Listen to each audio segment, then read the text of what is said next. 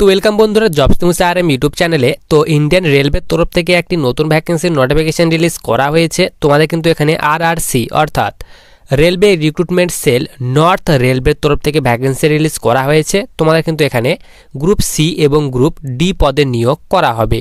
তো তোমরা এখানে কারা কারা আবেদন করতে পারবে, তোমাদের এখানে আবেদন করার সময় কত টাকা আবেদন ফি পেমেন্ট করতে হবে, এজ লিমিট কী চাওয়া হয়েছে, তোমাদের এখানে সিলেকশন প্রসেস কি রাখা হয়েছে, আবেদনের লাস্ট তারিখ কি দেওয়া হয়েছে, এইসব ডিটেল সম্পর্কে কিন্তু আমরা আজকে এই ভিডিওতে আলোচনা করব। তো সবার প্রথমে তোমরা এখানে দেখো, তোমাদের কিন্তু এখানে ডিপার্টমেন্ট নেম বলা হয়েছে রেলওয়ে রিক্রুটমেন্ট সেল নর্থ রেলওয়ের তরফ থেকে কিন্তু ভ্যাকেন্সি রিলিজ করা হয়েছে। তোমাদের এখানে গ্রুপ সি এবং গ্রুপ ডি পদে নিয়োগ করা হবে এবং তোমাদের এখানে নোটিফিকেশন নাম্বার তোমরা দেখতে পারো 01/2024 জন্য তোমাদের ভ্যাকেন্সি রিলিজ করা হয়েছে। টোটাল এখানে 25টি ভ্যাকেন্সি দেওয়া হয়েছে এবং তোমাদের জব লোকেশান সেটি বলা হয়েছে নর্থ রেলওয়ে। তোমাদের কিন্তু এখানে যে জব লোকেশান সেটি কিন্তু রাখা হয়েছে এবং তোমাদের এখানে অবশ্যই অনলাইন মোডে আবেদন করতে হবে। এরপর তোমাদের এখানে আবেদন করার সময় যে অ্যাপ্লিকেশন ফি, সেই অ্যাপ্লিকেশন ফির কথা বলা হয়েছে। তোমাদের কিন্তু এখানে 500 টাকা পেমেন্ট করতে হবে যারা তোমরা ইউআর জেনারেল এবং ওবিসি ক্যাটাগরি স্টুডেন্ট তাদের ক্ষেত্রে, এবং এখানে 250 টাকা পেমেন্ট করতে হবে যারা তোমরা এখানে ফিমেল এসসি কিংবা এসটি ক্যাটাগরি স্টুডেন্ট তাদের ক্ষেত্রে কিন্তু এখানে 250 টাকা পেমেন্ট করতে হবে। এরপর তোমাদের এখানে এজ লিমিটের কথা বলা হয়েছে।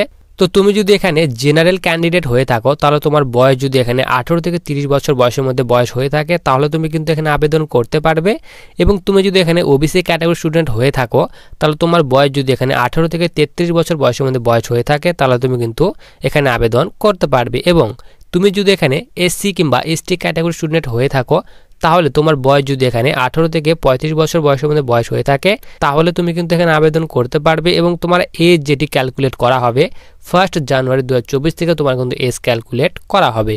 এবং তোমাদের এখানে job location exam centre all over ইন্ডিয়াতে তোমার কিন্তু এখানে জব লোকেশন রাখা হয়েছে। এরপর আমরা এখানে আসি যে তোমরা এখানে কারা কারা আবেদন করতে পারবে। তো তোমরা কিন্তু এখানে অল ইন্ডিয়ার ক্যান্ডিডেটরা আবেদন করতে পারবে, মেল অ্যান্ড ফিমেল, তো ছেলে মেয়ে উভয় কিন্তু ভ্যাকেন্সিতে আবেদন করতে পারবে।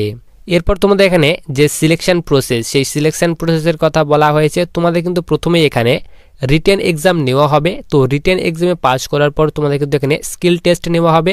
স্কিল টেস্টে তোমাদের পাস করার পর এখানে ডকুমেন্টস ভেরিফিকেশান করানো হবে। তারপর তোমাদের এখানে যে মেডিকেল টেস্ট, সেই সিম্পলি এখানে মেডিকেল টেস্ট নেওয়া হবে।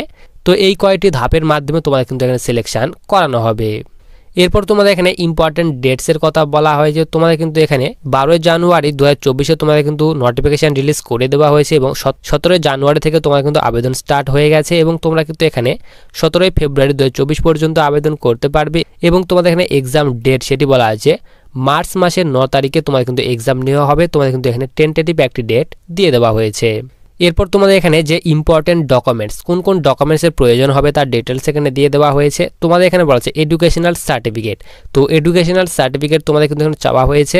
এরপর তোমাদের এখানে আইডেন্টি প্রুফ হিসেবে আধার কার্ড, পাসপোর্ট সাইজ এবং যে কোনো একটি গভর্নমেন্ট ইস্যু করা আইডি তোমাদের থাকলেই কিন্তু তোমাদের এখানে আইডেন্টি প্রুফ হিসেবে ধরানো হবে। এবং তোমাদের এখানে এজ প্রুফ হিসেবে এখানে বার্থ সার্টিফিকেট অথবা এখানে বলা আছে 10th ক্লাসের সার্টিফিকেট থাকলেই তোমাদের কিন্তু এখানে এজ প্রুফ হিসেবে ধরা হবে। তোমাদের যে কোনো একটি দুটির মধ্যে যে কোনো একটি ডকুমেন্টস থাকতে হবে। এরপর তোমার এখানে বলা আছে কাস্ট সার্টিফিকেট, তো যদি তোমার কাস্ট সার্টিফিকেট থাকে তাহলে তুমি কিন্তু অবশ্যই শো করাতে পারবে। এরপর তোমাদের এখানে রেসিডেন্স প্রুফ হিসেবে এখানে ইউটিলিটি বিল অথবা আধার কার্ড কিন্তু চাওয়া হয়েছে। এরপর এখানে পাসপোর্ট সাইজ ফটোগ্রাফ চাওয়া হয়েছে রিসেন্ট, কিন্তু অবশ্যই তোমার কিন্তু এখানে পাসপোর্ট সাইজ যে ফটোটি সেটি রিসেন্ট কালার ফটোগ্রাফ হতে হবে। এরপর তোমাদের এখানে এডুকেশন কোয়ালিফিকেশান, শিক্ষাগত যোগ্যতার কথা বলা হয়েছে। এখানে বলা আছে তুমি যদি এখানে 10th 12 প্লাস এখানে আইটিআই, যে কোনো ট্রেড থেকে তোমার যদি আইটিআই পাস করা থাকে তাহলে তুমি কিন্তু এখানে আবেদন করতে পারবে। নাম্বার অফ পোস্টের কথা বলা আছে, তোমাদের কিন্তু টোটাল এখানে 25টি ভ্যাকেন্সি দেওয়া হয়েছে।